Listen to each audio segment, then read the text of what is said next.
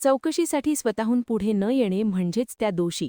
रायगडमध्ये रुपाली चाकणकरांवर तृप्ती देसाई यांची टीका.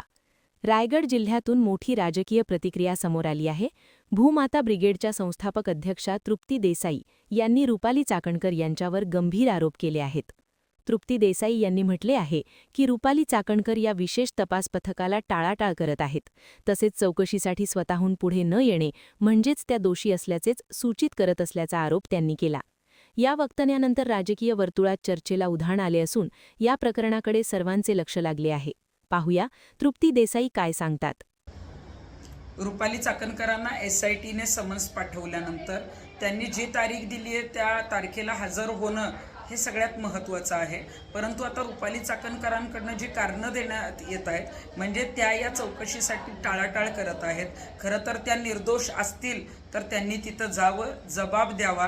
परंतु राज्यभर दौरे करणाऱ्या, महिला आयोगाच्या अध्यक्षा म्हणून, प्रदेशाध्यक्ष म्हणून दररोज वेगवेगळ्या जिल्ह्यांमध्ये फिरणाऱ्या रुपाली चाकणकर आता नाशिकला प्रवास करताना त्यांना काही त्रास होईल अशा पद्धतीचं हास्यास्पद कारण देत असतील तर मग त्या कुठंतरी स्वतः दोषी आहेत हे सिद्ध करतायत, हा संदेश देण्याचा प्रयत्न करतायत. मला वाटतं SITला त्यांनी पूर्णपणे सहकार्य करावं.